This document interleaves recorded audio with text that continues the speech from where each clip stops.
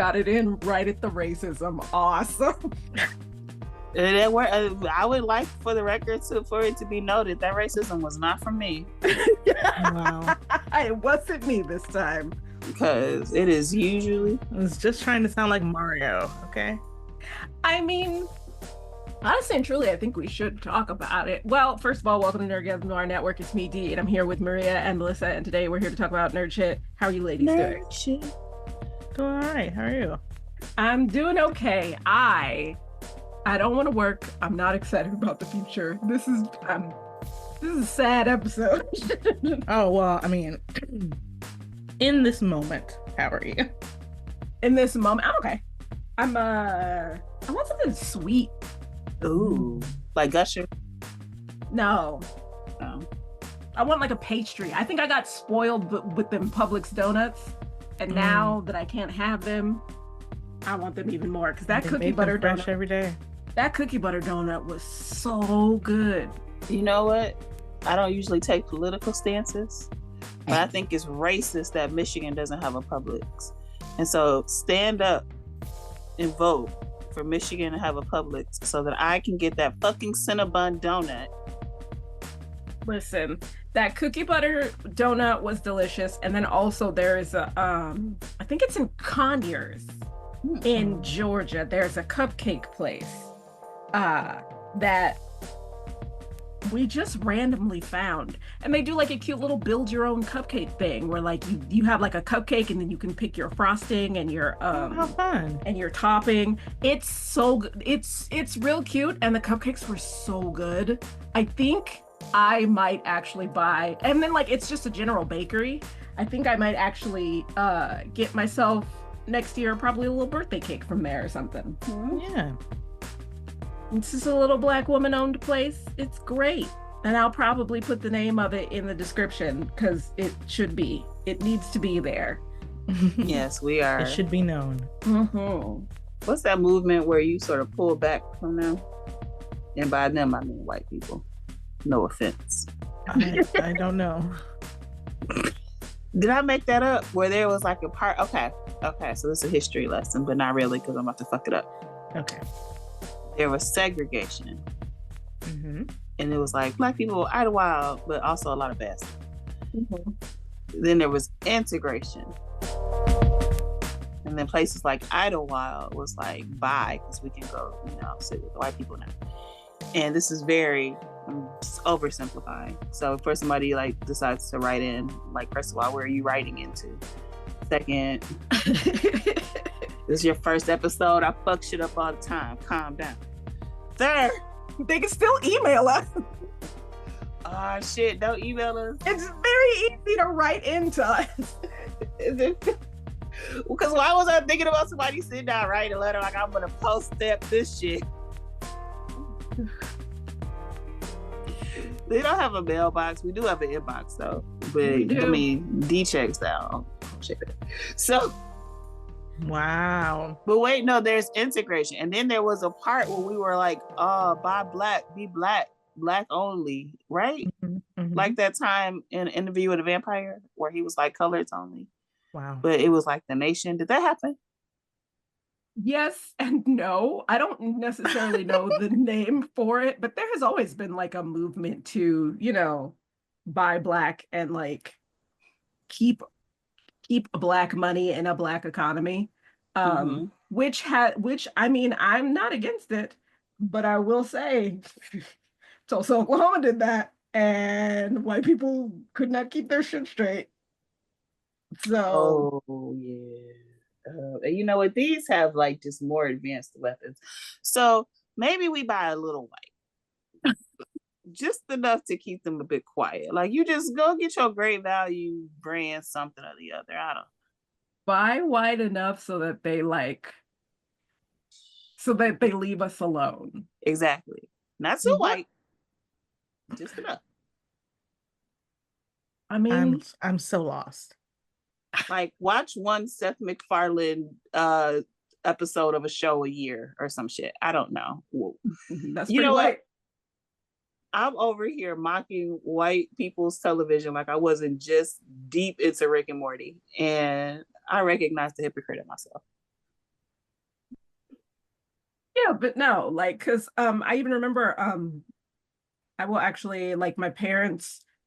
I remember having conversations with like my parents and my grandparents about like even when they were like integrating schools in LA, right? Mhm. Like my dad ended up getting bused to a school all the way in Van Nuys, somewhere in the valley, um, from South Central, which was like an hour and a half, 2 hour bus ride every day to get there so that to integrate the schools there. Uh, because my grandparents, his parents thought that that would be good for him and, you know, my uncle. And then like on my mom's side of the family, my grandma was like, let my kids come here. I ain't sending my kids all the way over there to go to school. 2.5 hours. I send my kids all the way over there. They better bring their asses over here. Yeah. No, thank you. Which I mean, both valid viewpoints. Mm-hmm.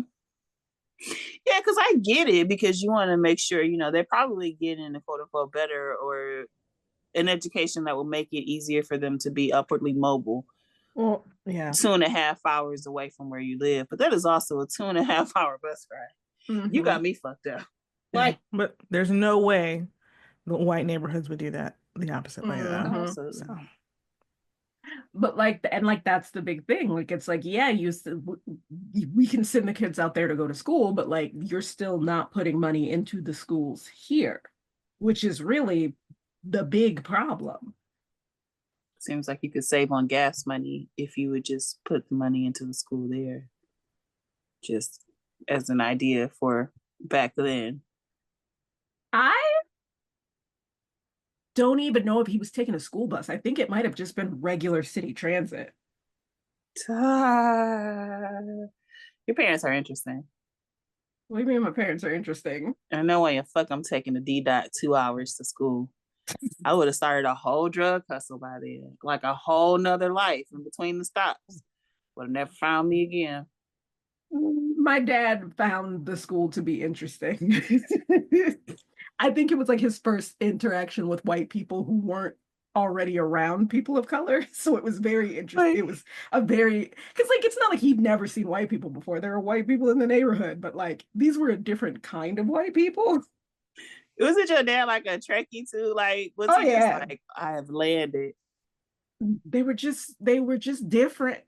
They honestly, it was white people with money because most of the white people that were in my dad's neighborhood were broke or close to broke because they were all poor. But yeah, I'm pretty sure my dad just thought it was a fun experience. Oh, that's so fun for him then. Good. I Yes. we have been two And I different was like, people. look at all these interesting white people. White people in my neighborhood aren't like this. Like, y'all white's different out here. Yeah, I imagine your dad is very much kind of like doing his own documentary. And here we see a different kind of white in its I natural habitat. I remember him telling me about like that was when the first time he had ever seen somebody play hacky sack, and he was like, "What the fuck is this? What are y'all doing?" He I did can not say. understand. But yeah, anyway, the conversation started off with talking about Mr. Luigi Mangione, who unfortunately got snitched on by an employee at McDonald's. If you're not, if depending on when this comes out, this may have been a past story. I highly doubt it. I have a feeling we're going to be hearing about this for a while with just the way that Yeah. the press has already started covering it.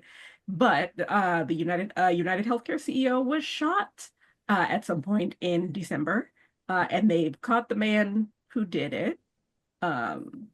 And basically, uh, he basically the police in New York, the man was shot in New York, the CEO was shot in New York, and basically New York could not find the suspect anywhere. They could not find this man anywhere, no matter where they looked. And granted, it is Eric Adams, New York, so I'm not going to say they're the most competent people in the world. They were looking in the fountains after days. I They just were they were looking in bushes. It was very much like it's very Eric Adams in that it was very much police theater. Like it's this this idea of look at all that we're doing. And I think he kind of felt like he had to, because one of the things that was happening is, which was shocking for the news for some reason, was that the reaction to this wasn't what people thought it was, wasn't what people in power thought it was going to be. They were very shocked at how many people were not sympathetic to that CEO At all. at all. And so basically, and then one of the things that was coming out of that was a lot of people are like, well, now you see, like clearly, we've inflated all of these police budgets, but what are they actually doing? Because they say they need to catch this man. Ain't nobody No, no, caught this no. man. Eric Adams says they're the best in the world, They okay? have not They're the caught best this in the world. man. This. They know his name, but they're not going to tell you his name because that would tip them off. So, but they're the best at the world. They got to go look at this bush real quick. We're the best at the world. Got to look at the fountains in Central Park. It's been 3 days, but maybe he's in there. We're the best in the world I at this. it was just really weird that and they didn't expect for people to react that way. And I think basically for Eric Adams, it was very much that police theater. Like, we have to show people that, and also to save his own ass because he's also in a lot of trouble. But basically to be like, look at how much the police are doing 3 days later. But the man does end up getting found because of an anonymous tip from a McDonald's worker in Pennsylvania. Altoona, Pennsylvania. And one of the things that I've also been seeing on the news is part of the reason that the guy said something is because there was a $60,000 reward for finding him. Yes, 10,000 from the state of New York and 50,000 from the FBI.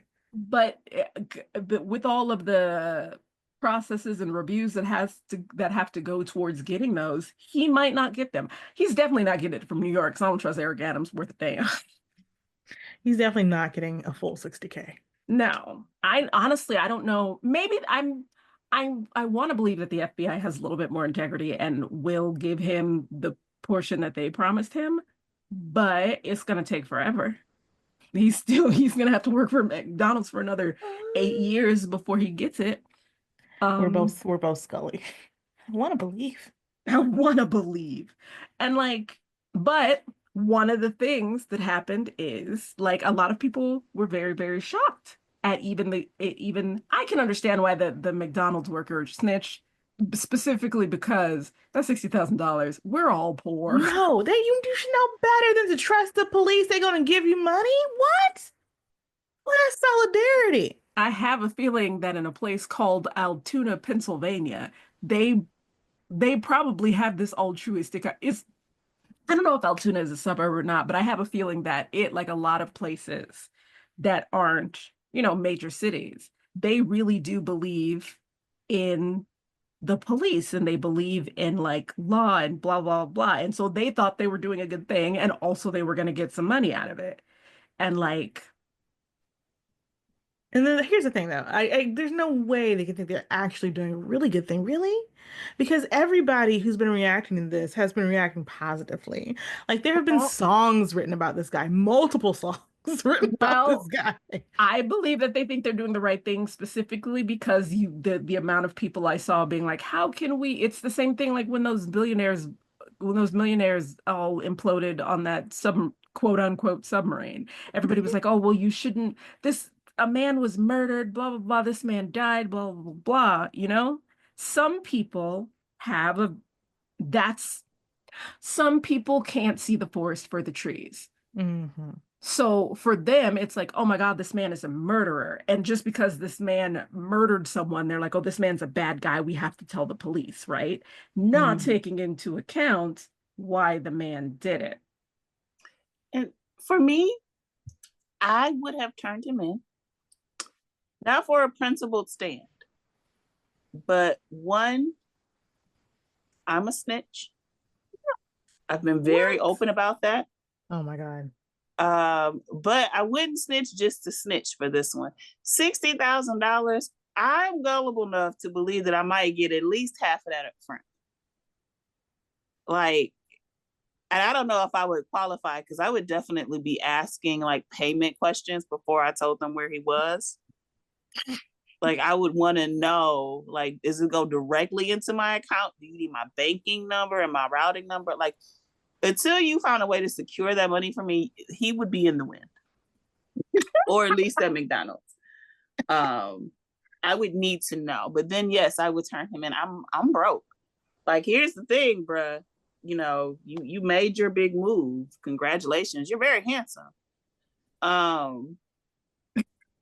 That has nothing to do with everybody keeps talking. Everybody keeps talking about, oh my God, he's so handsome. That's not the point. It's not. The man, him and his family have been dealing with chronic pain forever. Oh, damn. Yeah, not only the chronic pain, but his family owned like end of life care places. Family owned and operated kind of places that are typically more expensive than if it was like corporately owned. And then United Healthcare was buying up a bunch of these places, and they were coming after his family's business as well. I did not. And then he also got that back injury. And like again, if he was like some sort of weird serial killer that was like sneaking in people's houses and like scanning people or whatever, yeah, I understand. Call the police. But like I feel safe as a non-CEO of anything. Yeah, honestly, I'm not one to immediately go, oh my God, the man is a murderer. He's instantly a bad. Tell me the specifics of what happened first. Not you do and hear me out. Like, wait a minute, let's hear what he has to say. No, but like seriously, that's how I feel about a lot, not all, but a lot of crimes. Like when people steal, like my big thing is, okay, well, did they need the thing that they were stealing? Because that's probably why they stole it. If they didn't need the thing that they were stealing, that's fucked up. But like, also, who'd you steal from? Who'd you steal from is important to me. Now, again, if they were offering me money to turn you in, and they could verify it, I'll break your family a piece off my little award money. Wow. But I'm gonna get my award money. It's a capitalist stuff. The cops are not about to pay you. Yeah, the cops ain't gonna pay you. Police are not there. And now that I know that, I am less likely to turn somebody in. I didn't know that before. You would trust the police? Okay, Melissa. Imagine a policeman just walks up to you and says, "Hey, come with me. I'm going to give you some money."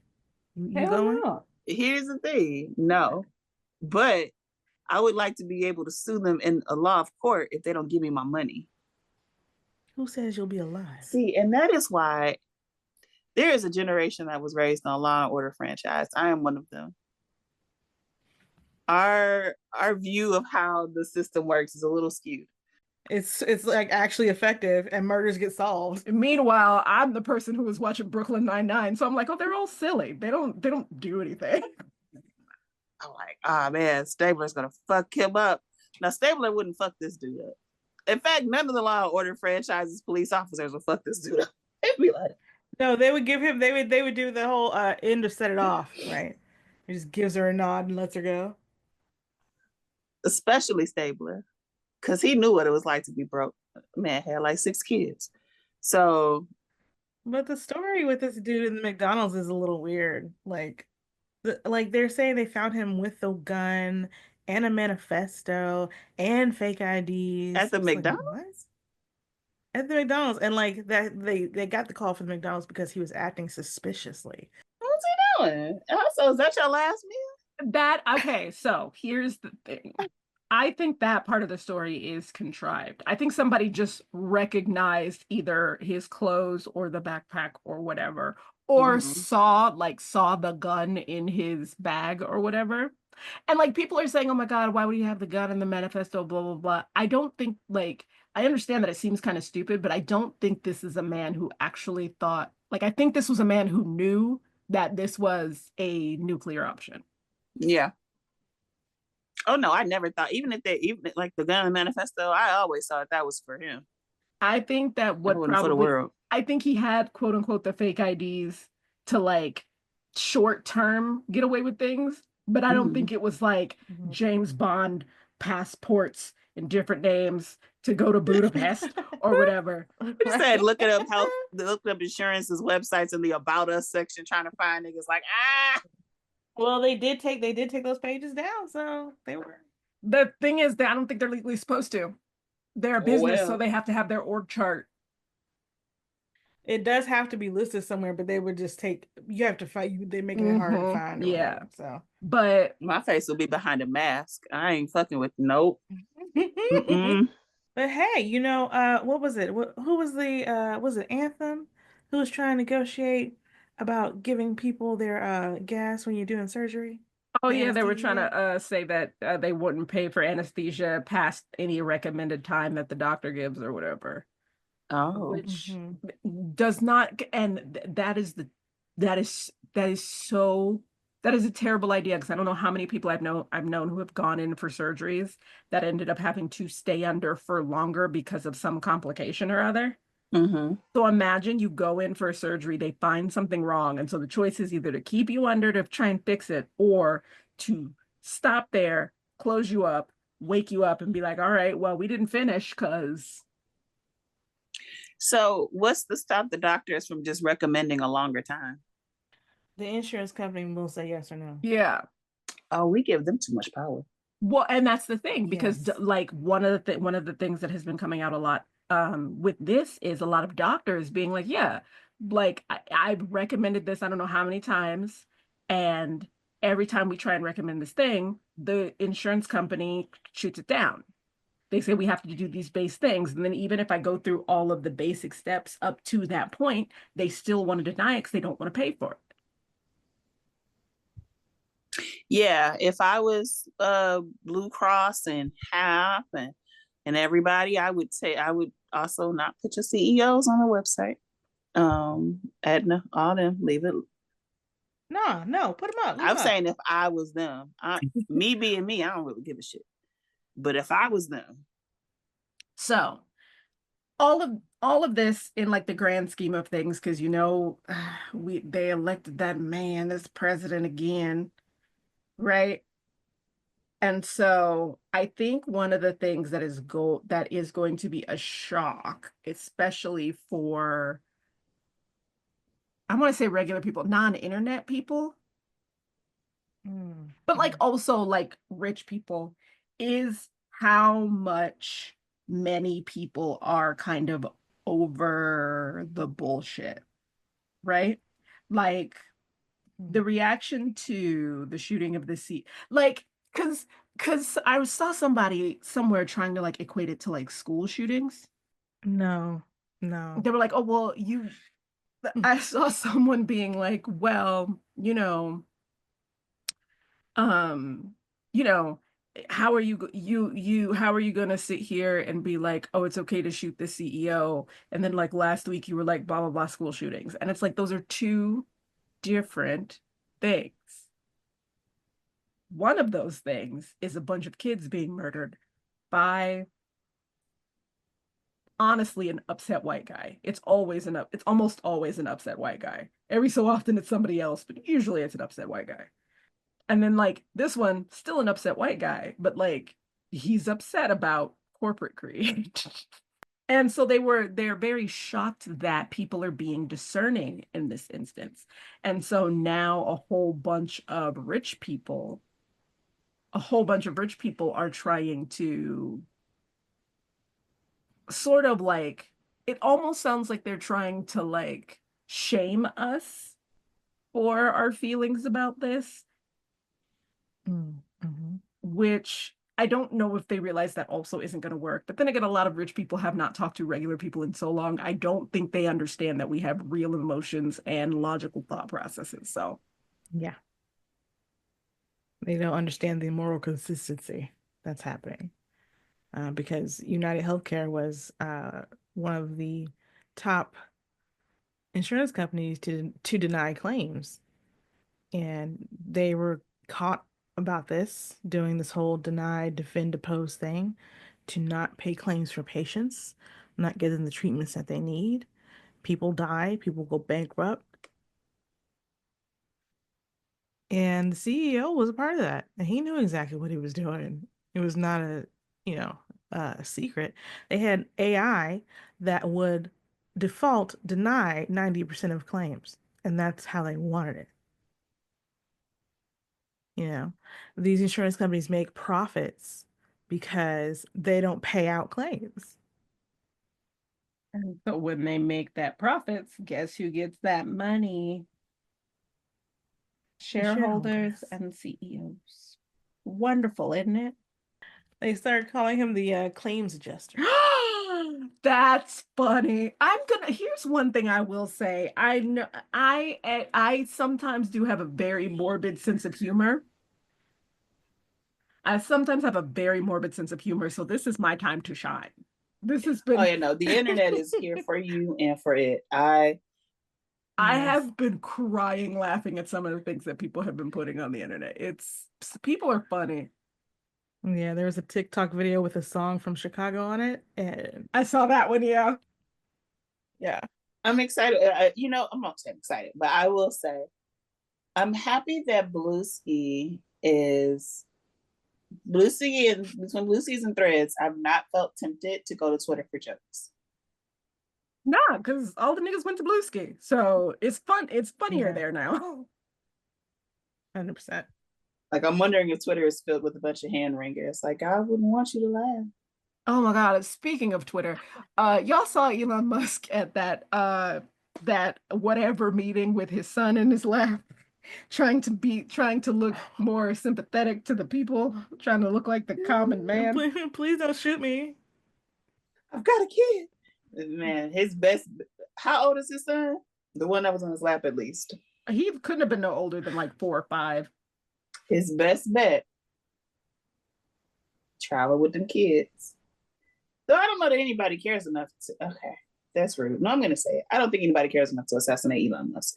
I agree with Melissa. I don't think anybody cares enough, mostly because I think his main issue is when they finally come to, I think that man is in the same boat as Trump in that he does not actually have money. It's just that the people who he owes the money to have not come to collect yet. I think eventually, as irritating as that man can be, I think he's going to get on the wrong person's nerves and they're going to come to collect and he is going to be screwed. Yeah. It's just a matter of waiting. I hope so. And then we won't see those trucks anymore that hurt me every time I see them. It's so ugly. It's so ugly. It's so ugly. I'm like, so why would you do this? And I don't even I feel more strongly about that van or whatever the fuck it's supposed to be than I did about Hummers. I found Hummers to be obnoxious and big and ugly. I would prefer a Hummer because at least it looks like a car. Hummers are still around. At least the Hummer can be in the rain. Hummers are still around. They have all electric Hummers. Really? At least you can wash your Hummer. Yeah, at least you can wash your Hummer. How do you wash it? You won't get trapped in your Hummer when it needs an update. Oh, these sound like poorly made vehicles.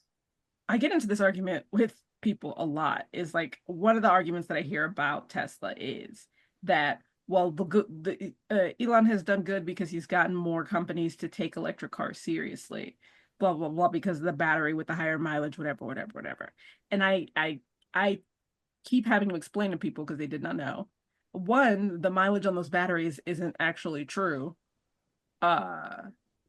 There was that whole thing a couple years ago that came out about like the basically them falsifying the mileage, and then when people were noticing that they weren't getting the mileage that they thought they were supposed to be getting, they would try and go get it fixed for like a faulty battery or whatever, and basically Tesla would just kind of ghost them. And then also when those initial batteries, all of the initial stuff with the car, back when the car was still it still is in beta testing, but back before it was like a public pay $50,000 to test his cars kind of thing. That wasn't him. That was the people who originally owned the company. Wow. I can't stand him. I really can't. He's not a good guy. No, he's really horrible, actually. And this guy, the claims adjuster, was a fan. I mean, I'm not shocked. Wait, what? Yeah. I don't know why everybody was expecting this man to he's so here's the thing about Mr. Mangione. He's just a regular person. Like like he's just an everyday person. Like I feel like Well, I don't know. He did go to like a $40,000 a year private school. well, yeah. So his family owns stuff. I mean in terms of like his views, right? Oh, okay. Okay. Because like we are lucky in that we as a friend group and most of the people that we hang out with are very kind of similar in our ideals, right? We disagree about certain things, but for the most part, we're very much like fucking help the people, god damn it. Yeah. Like stuff like that. And I think this is just he's a normie. He's not an internet person, you know, like so like for him he's probably one of the gang of people who didn't realize that Elon was out of his mind until last month. So I'm not shocked at his very just like regular average guy sort of interest on the internet. But also I don't care. Cause like, well, and here's why I don't care. Well, no, I'm not gonna say I don't care. I feel like that specifically him being such like a normie dude is very much a sign of the times that we are in now. Before it used to be us weirdos on the internet yelling about this kind of stuff, right? And now it's hit regular ass people. And I think that is an important thing to pay attention to. Because if it's hit regular ass people, that and if this is oof. If you got regular ass normie people being like, you know what the solution is? Kill CEO. That's what I'm saying. Like, I don't know that I trust the regular ass normie solutions. Well, no, I'm not saying that I distrust their solutions. What I'm saying is it's gotten that bad. And so now you don't just have weirdos like us on the internet yelling about it. You have regular people yelling about it. And that's how the French Revolution happened. Yeah. Because a weirdo like me would have kept it online. I got shit to do. Well, he said he didn't have anything else to do but one thing. He had time. I think if you have that much in the middle of, and I know everybody works different shifts, but again, I guess his family are entrepreneurs. So the time of day, I just get mystified when people have like time in the middle of the day to just like exist. Yes. Like my parents will call me while I'm at work at like 10:30. I'm like, what are y'all? Are y'all not? Oh, find somebody else to bother. I am working. I am in a meeting. Like, but he had time because he inscribed those bullets with deny, defend, oppose on them. And also he had time because the man was dealing with chronic pain. Like he probably wasn't able to work as often. Or hell, supposedly he had a really good job. He probably took some vacation time to do this shit. Why don't you take a PTO to do a murder? Right. So because I still need to get paid. Well, yeah. Well, if you don't use those hours, you lose. That PTO is mine. Exactly. I don't roll over. You think he got fired? Ma'am. I would want to like call HR, like, how does this affect my job performance? What? Because they denied bail? Rude. You don't know what I'm getting out. Prove it on me. That job. He probably lost his job. I mean, probably. But yeah, that is the state of the world today. There's some shit happening. It definitely is an interesting between that, I guess this is our political episode, because between that and Joe Biden just pardoning his son, we are looking at a very interesting 2025 if these are the signs. Well, then you also have Daniel Penny, who was acquitted of murder. A police officer shoots an innocent person in the subway. That's fine. Well, he strangled that he strangled that guy. Yeah. He was doing nothing but talking about how he was cold and hungry. Yeah. They can He just choked. He choked Jordan Neely.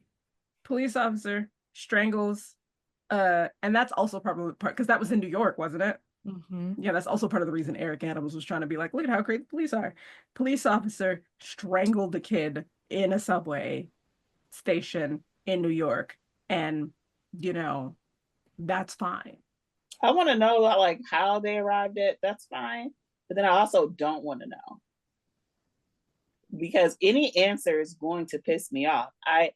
It's that thing where there's that assumption that police are constantly in danger. They were saying that he was defending the other people on the train from Jordan, from being asked for change, even though several of them asked him to stop. Mm-hmm. Just don't give him no change. I'm not okay. But that's the thing. Like from what I understand, the most of the people who rode that subway at that around that time or whatever knew him because he was the person who was there a lot. And I know I've been to New York. People ask for change on the subway all the time. Yeah. You just say no. And I'm not saying that he's directly responsible for this, but just because I feel like New York needs some good news. When does Eric Adams go in? Where are we at with, when is he done? I don't know. Because I mean, part of the reason why he was trying to back Trump so hard was because he was hoping that if Trump got in, all of the stuff that facing him would go away. Why is that man not in jail? Which one, Eric or Trump? Both of them. I'm gonna say he had so many indictments, so many to choose from. So just a quick poem here to kind of wrap this up. Leave Luigi Mangione alone.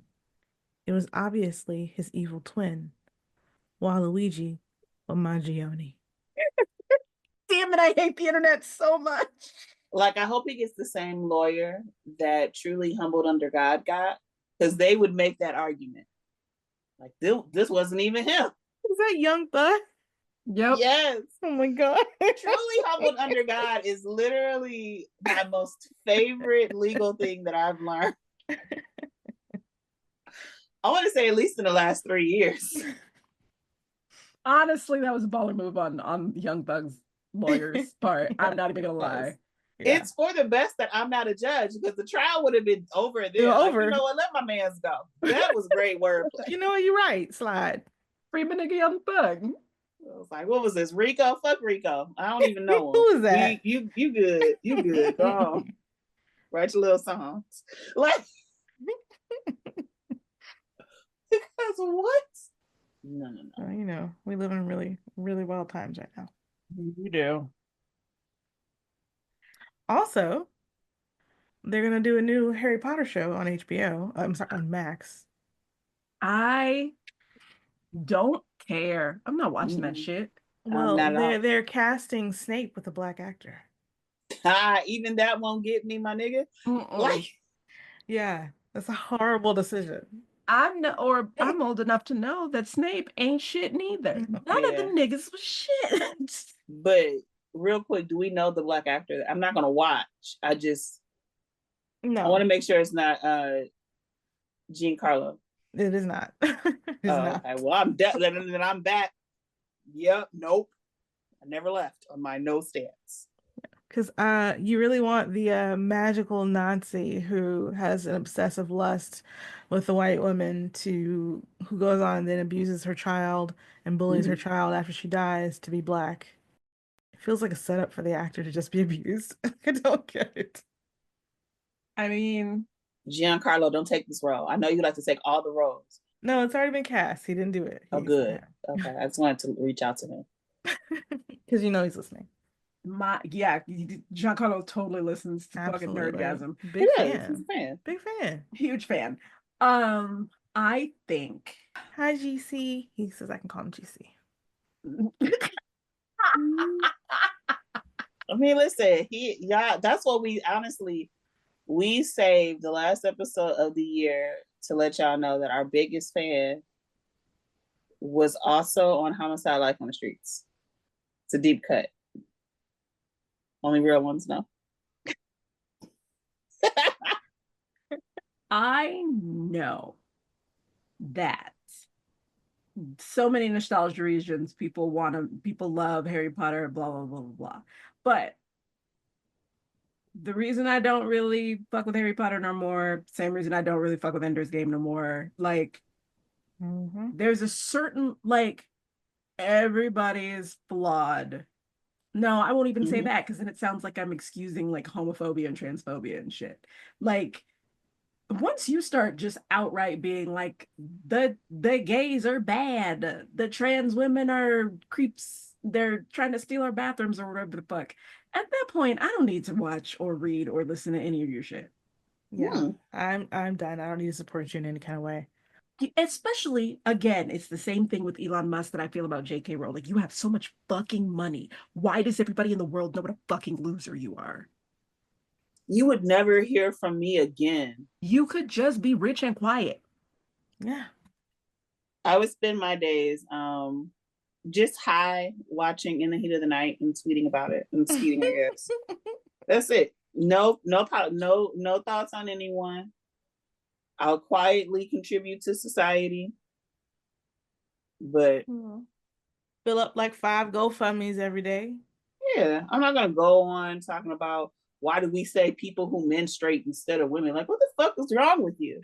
Like, why do you fucking care? I'm sorry. Let me make, hey, I'm gonna tell you right now, if I make a big chunk of money, I'm quitting this podcast. Sorry, you guys. As a podcast, we would understand. I'm out. Because you know what you're not gonna do? You're not gonna hear me talking about some bullshit ruining my fucking money. Quiet as fuck. And also, I think that we have enough things now that you don't have to cling to the old shit so tough. Like when you find out that your favorite author was also a sex criminal, or an assault apologist, or I don't know, just anything of the worst fucking person. And those first two are actually real people that I thought of. One of them was Marion Bradley. Yep. Oh, ding, ding, ding. Okay, who's the other one? What's the guy? What's his name? George R. Martin. No, not George R. R. Martin. He's. I don't know that any charges have been filed against him or accused, but I would not be surprised. No, George R. R. Martin has real jacked up beliefs in that. George R. R. Martin is the worst kind of white man.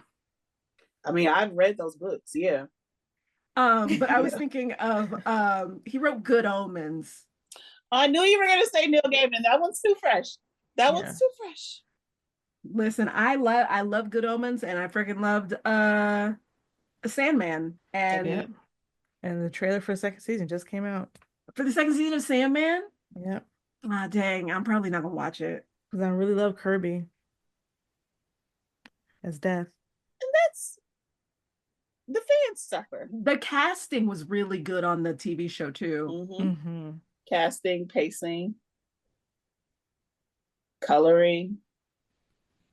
It just looked so cool. Because also my girl as Lucifer was such a good choice. Oh my God. It really was. So Gwendolyn Christie as Lucifer, sweet baby Jesus. I want to like not climb her, but climb her a little bit. Just a little bit. Just a little bit. I would love to be her short king.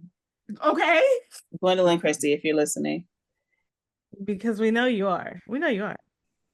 And she is, just like Giancarlo does. Her and Giancarlo have like a listening, they like do like a little listen together. They have a listening party. I wouldn't be surprised.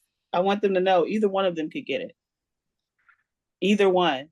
Maybe the same time. I don't know. I'm not picky. Okay, all right. About the circumstances. But I think Gwendolyn Christie likes men though, and that's like what's her face that everybody thinks is a lesbian, and she listen. My heart still hurts for Natasha Lyonne, okay? Natasha Lyonne keeps lying to me specifically.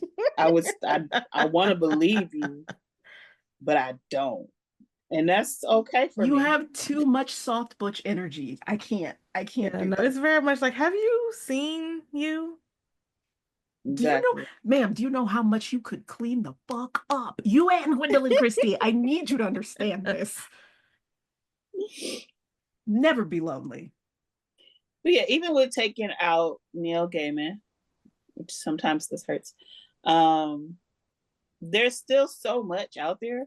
Mm-hmm. There are other books. There are other movies. And new stuff comes out all the time. All the fucking time. You don't have to hold on to that shit. Now, if you want to do it, if you want to hold on to it, do it. But just, I guess, save me your arguments. Save me your Don't divorcing pretend. the art from the artist. Just say, you know what? I fucking like this piece of work. I'm gonna do You it. don't even gotta say all that. Every here's the thing. There was a period of time early when J.K. Rowling really started getting a little bit problematic, where like she would say something and then her publishers would get her in check, and I'm like, okay, well maybe I was just tripping, and I would like get back into Harry Potter stuff, and then she would say something again, and I would be like, at a certain point, I had to be like, you know what? Even if I do get back into Harry Potter stuff, I don't have to talk about it. I can just keep that to myself. And then she started getting worse, and I was like, yeah, I think I made the best decision. I'm just gonna drop all this shit right now because clearly. And now I can never go to the Harry Potter park. Thanks. I heard it's great. I heard it's really cool. There's a whole Harry Potter section at Universal Studios in LA, and I'm never going. I hear nothing but good things. Moving on. What have you guys, what's been bringing you guys joy lately? I just said we do need to lighten this up because these are bummers. This is kind of a bummer episode, but you know, we're heading towards our bummer era. Oh, listen, as a nation. But what it is I'm going through a mourning period right now. As soon as that man gets inaugurated, I'm gonna go back to being the rudest, fucking funniest bitch I've ever been in my life, in spite of that man. I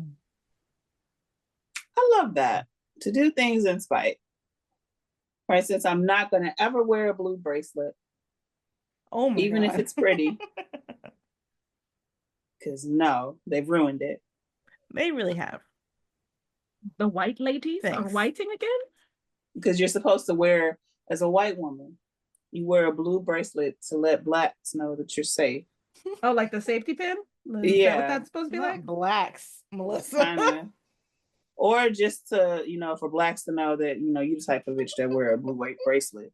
Like, no thank you. Gosh, something that brings me joy. Okay, here's what brings me joy, and it's also a bitter one, but it's also makes me happy. I got into a little show called Miss Scarlet and the Duke. Oh my goodness. What's this?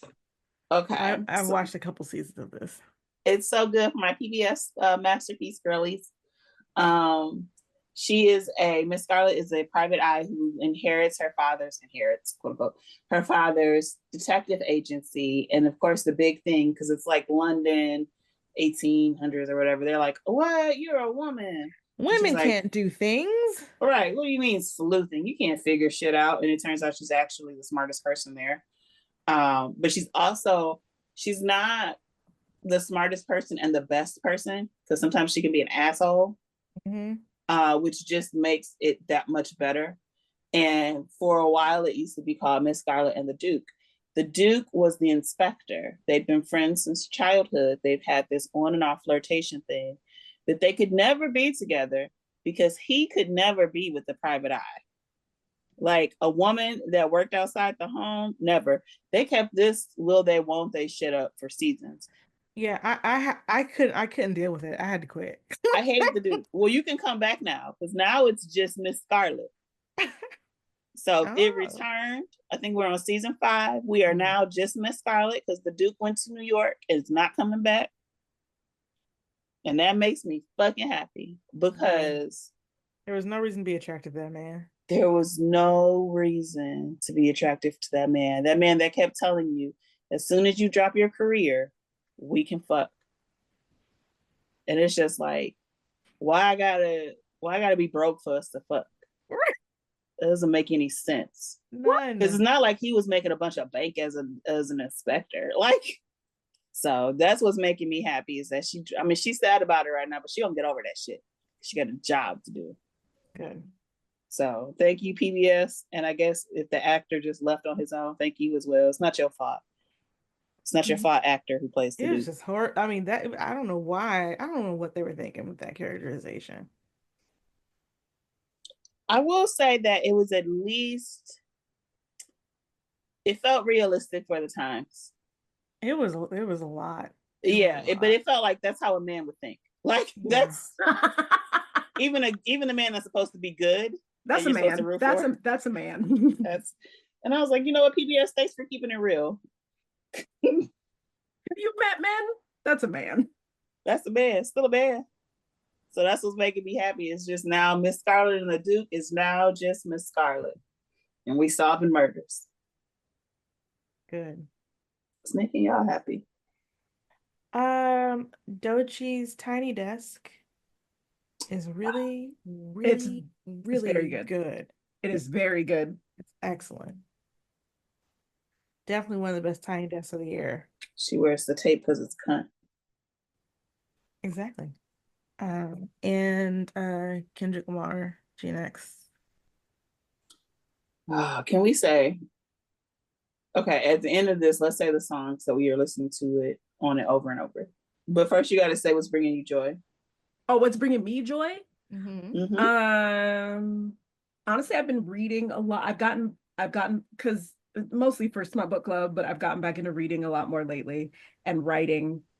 I've started writing for fun again. I've been working on a thing that is fun, but it's also I'm like, I need to finish this thing. And so it got to the point where I'm like frustrated with myself and writing. And then like I kind of stopped for a little bit and started reading again. And then reading made me go, oh yeah, what if I try and write like this stuff? And so like I've gotten back into both reading and writing for fun, and I'm enjoying it a lot. Thank you. See, we can be happy in these times. Also, I will say, Melissa, that book that I told you that I got on accident because I did not hear you correctly with the original book. Actually, I found the joy, I found my fun in it. It's still not as, it's still real mid, but it's cute. Sometimes a mid will do. Sometimes you are in the mood for a mid. Like you can't commit to a really good book because it makes you feel too good. You gotta. It's comforting, and that's all I need. All right, so let's talk about the songs that you were listening on. That what is he from? He's clearly from LA. He's very loud about it. Yeah. Kendrick Lamar. GNX dropped it. Probably the funniest thing he could have ever done was a whole album that I don't think he even references Drake, right? He doesn't reference Drake. It doesn't seem at all. Not Like Us is not on the album at all. I just realized that I've been listening to the album. Basically, honestly and truly, what the album does is the album is just solidifying like, hey, I actually have a culture here. I have a place that I'm from that I'm proud of, blah, blah, blah, blah. I don't have to steal other people's shit. Right? So basically, he manages to diss Drake without actually referencing Drake really at all. He has, and then somebody on TikTok pointed this out and it was the best thing. He has a whole song called The Heart Part 6. That's true, he does. And I, for 2 seconds, forgot about Drake's The Heart Part 6, which was actually an awful song. That if I'm remembering correctly, kind of victim blamed. Well, first of all, you made a victim and then you blamed that victim, which was weird. Like, felt like I was watching Law and Order SVU old school episodes. Like, whoa. But yeah, it's like, it's sort of like, I'm not even changing the title of this song. It's so now you get to see, if you're Drake, the numbers. Who's The Heart Part 6 did better. That's true. Kendrick's is better, by the way. Sorry. Absolutely. I really love all the samples and like interpolations throughout the album. They're so excellently like picked. Like each one is very recognizable, but like not something that's been overused. The song that I can't get out of my head is Luther. I feel like, I think he did such a good job with it. And I'm like a okay person on SZA. And I really liked her on this song. Like, Because it makes music that makes me want to key a nigga's car. And I'm okay with that. like, I'm fine with that. It makes sense to me. I feel like it's music for keying a nigga's car while you're also a little high, so it's taking longer because the world's moving slow. Yeah. I mean, you're gonna get caught. Like, well, I've been really liking Squabble Up, Luther, Reincarnated, and TV Off probably the most. Yeah, TV Off and Squabble Up and Peekaboo are my three that I've been listening to. I don't know, because I'm probably autistic. That fucking bing bop boom boom boom bop bam gets me every time. why? Also, Peekaboo has my favorite line, my new favorite line in it, because there's this line in another song that Boone listens to that goes, "If you want me to stop saying fuck dead niggas don't die." That is, it's wrong, but it's funny as hell to me. And so Peekaboo has the line in it, "I heard what happened to your mans. I'm not sorry for your loss." You know what? I love the honesty. I get it. You're gonna have me listening to Peekaboo again. I love it. I just love it. I just like that. That's my bitch. Like, honestly, I know everybody for TV Off, they like the mustard, the yelling mustard. My favorite part is there's an ad lib. That first part of the chorus, he goes, "Well, I'm gonna make them niggas mad," and in the very faintly in the background, you just hear him go, "Hey." I don't know why that gets me, but I'm like, you know what? Yeah, we are gonna make them niggas mad. Yeah, I just got a new pair of headphones and I heard that and I was like, wait a minute, what? Nonchalant, like, well, you know, I'm sorry, I had to do it. But the whole album is really, really good. It's very good, very well crafted. Very well crafted. It reminds you that Kendrick is an artsy nigga. Yeah, because he really, really is. It's curated. And I'm glad that he gave us this album for the year. I think that it was needed. And I'm still shocked that I didn't even notice Not Like Us wasn't even on there. Yeah, not there. Didn't miss it. So congratulations. I do want to know how that lawsuit goes that Drake is doing against the Universal Music Group. One of our friends said that basically laid out why Drake is desperate now because he's broke. And that's the only way that all of this makes sense to me. Because I don't understand why he's doing these stupid things. And I don't want to be an old black man, but why you broke? You Drake. Where your money? He spent all that money trolling people, buying chains and shit. And now look. Probably shouldn't have done he's that. going on his new tour in Australia. Right? What was it? I need a big win. I need a win or something. Apparently, he also has a gambling problem. Yeah. Oh, that'll do you. That'll do it. Somebody said that Anita Wynn is his little gambling alter ego. Right. Oh no, like his gambling drag name? I guess so. It's supposed to be Anna Wintour, but I guess broke. I don't know. Well, like, here's the thing, and this is my advice to Drake, who I kind of hope doesn't listen to this podcast. Shaq has made a career of not turning down checks. And I would just follow his method of living. Because I feel like, and I could have been high, but I'm pretty sure I saw a commercial for Shaq.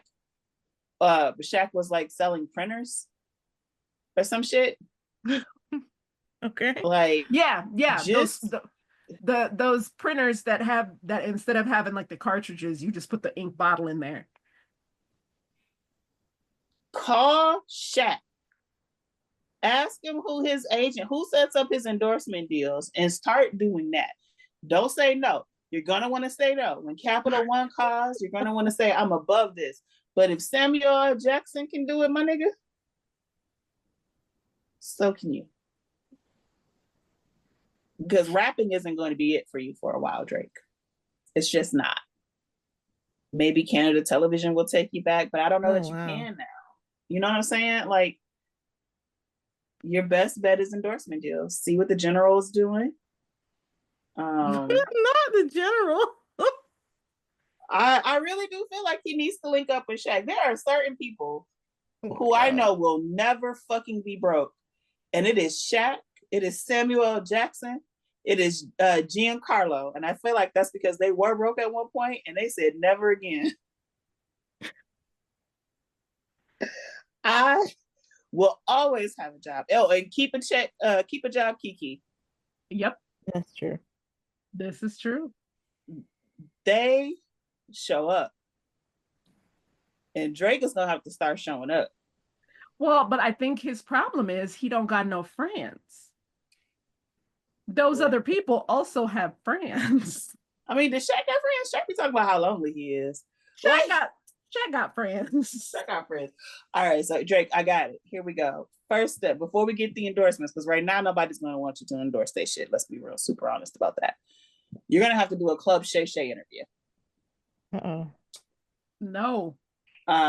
It's gonna be bad at first, but then it's gonna get worse. Oh. And then you'll be a joke. And then you get the endorsements because then they'll mock you. Now, this sounds pretty bleak. But the goal isn't to, build up your confidence and your esteem as a person. But it's just because I'm worried that Drake is broke. I don't like to hear rich niggas going broke because then it's like, well, if y'all could go broke, can I go broker? Can broke just catch us all? No. No. They just adopted the darkness. We were born here. That's true. I can live on what I live on. Well, Drake, that's the best business advice I got. Endorsements, my nigga. See what Dairy Queen's doing. Does Dairy Queen ever have celebrities? You got State Farm, Ludacris. That could be a great one. Actually.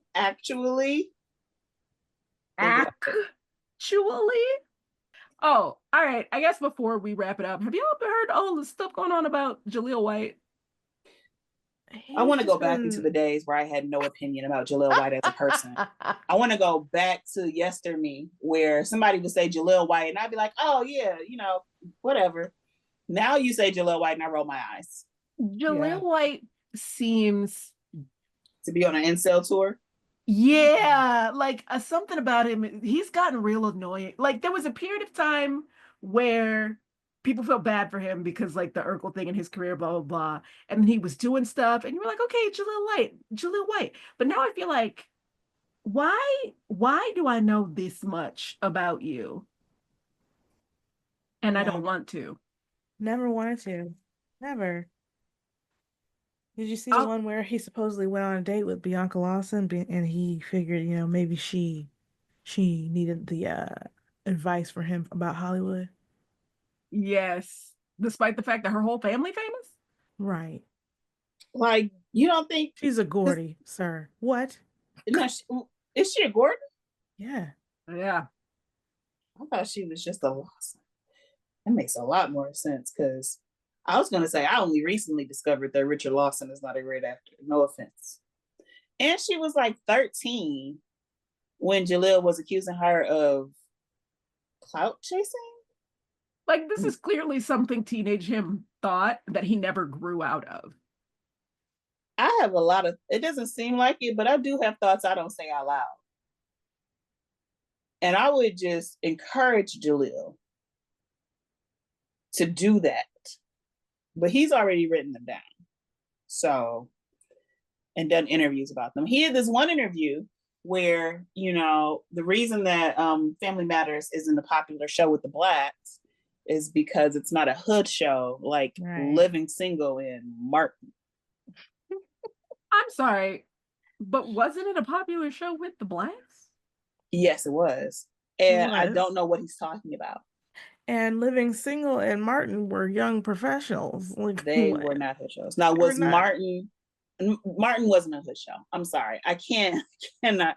Just because your show is set in Detroit and you're in an apartment building and, you reference New Jack City in an episode, I don't know that makes you a hood show. Everybody's pretty much employed. Even No, Tommy. Martin, and didn't nobody know what Tommy was doing. No, but he had a job. But he had a job.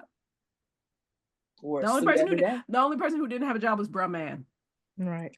And Bruh Man's job was stealing.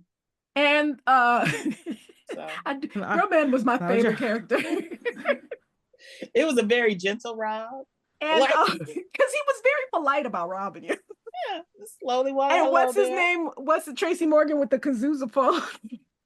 I just don't know. First, here's the thing. I don't know why he did that. I definitely don't know why he called Living Single a hood show. We back to Jaleel White, my bad. You said did what? We back to Jaleel White, my bad.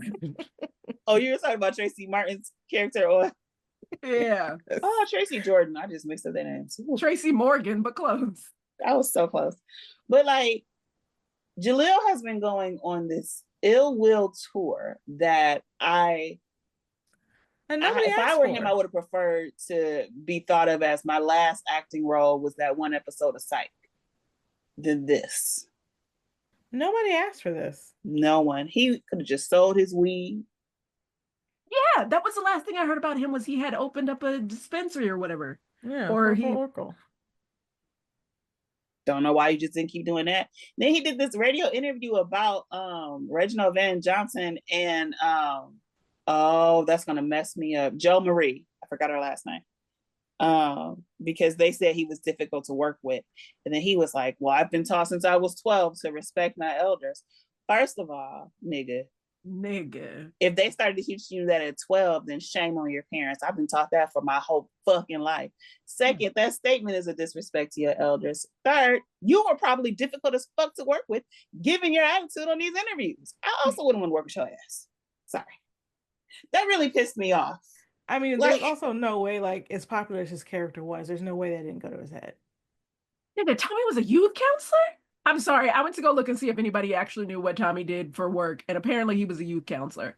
I just need to see that episode where we find out. Because I don't remember, I just remember didn't nobody know what he did for work. And every time you asked him, he was vague about it. A youth counselor? Mm-hmm. I mean, okay. I can't see it. But I haven't seen every Martin episode either. I did start to feel weird about it when there was that thing that happened between where didn't he like assault Tisha Campbell on set or something? And it was like weird vibes for the last season. They did they filmed separately except for the last episode. Was harassing her. Mm-hmm. Yeah. I don't need a revival though. It didn't age that well. Aren't they making a revival of it? They are talking about it. They're doing it a la Fresh Prince of Bel-Air. Making it dramatic? I don't know. No, I don't think. I think it's meant to be a comedy. Okay. No, thank you. You know, they wanted to do a reboot of Family Matters, but Jaleel wanted it to be about him, about a kid making it big, trying to fit in. Mm-hmm. That's the show. And then when nobody agreed with him, he was like, well, I'm not gonna do it then. And I just feel like, one, thank you for saving me from a reboot of Family Matters. It's probably the nicest thing you've ever done. But also, fuck you. Because why would I want to watch that about a kid actor? Is that what you think? Right. We want to see the Jaleel story? It's supposed to be a family in Chicago. No, thank you. No, thank you. So you're the Jaleel White story. I look forward to your autobiography being on clearance tables for the holiday season. Maybe that's what he's trying to do, create some interest for an autobiography. I had forgotten about how much Jaleel White pissed me off. I think because it feels like every week for the past 3 weeks, there's some new thing about him that comes out. Yeah, it's like we're being spoon-fed, which makes me think there must be like an event happening. Mm-hmm. Okay, I know we were wrapping up, so I'm done prolonging us. Oh, that's fine. I want to say one more time though, fuck Jaleel White, okay? All right. I'm gonna find your Reddit. I'm not gonna do anything to it. He's a Reddit incel, is that what you're saying? He has to be. He has to be. The No. way he talks about Bianca Lawson and Gabrielle Union not liking him. Like, Gabrielle Union? yeah, apparently Gabrielle Union told him when they were in college, ain't nobody like him because he was a show off. Why would you tell that story? Why are you telling me these things? And it's not like he said anything to combat this or defend himself. No, he's saying it as though this is. He just told the story. Yeah. No, thank you. Stop telling us stuff. Wasn't she so mean to me to tell me this thing? But it seems like you don't disagree, so. Any of the people from my childhood in the 90s that feel like writing about your life story, don't do it. I don't care. I don't care to know.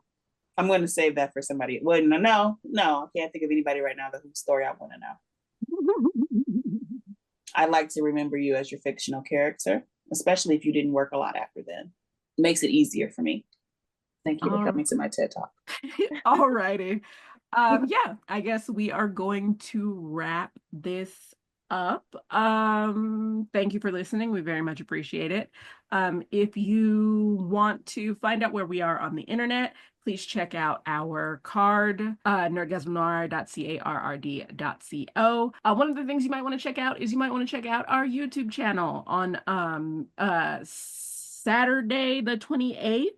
Smut Book Club is going to be having a special live Smut Book Club episode where we're going to be talking to an author about their upcoming work. We're also going to be talking about some of the things that we're reading, and we're just going to have like a little sort of like, you remember the pizza parties you used to have as a kid where you would read so many pages and you get a pizza party at the end of the year? It's kind of like that vibe. We're gonna have gift cards that we're gonna give out to people. We're gonna have some bookmarks that we're gonna give out to people. So definitely check that out. It's gonna be Saturday the 28th. Yeah. Thanks for listening, Melissa. Where can the people find you? You know what? Find me on Blue Skis right now. Black Girl Geeky. Boom. And Maria, where can the people find you? You can find me pretty much anywhere, and if I'm there, you can find me at Valar More Dollars. That's VALARMOR dollars. And I also have another podcast called Roomies Review the Movies. And you check us out there. And of course, you can find me anywhere I'm at on the internet on my card, nanecoolj.carrd.co. Thank you very much for listening, and bye. Bye.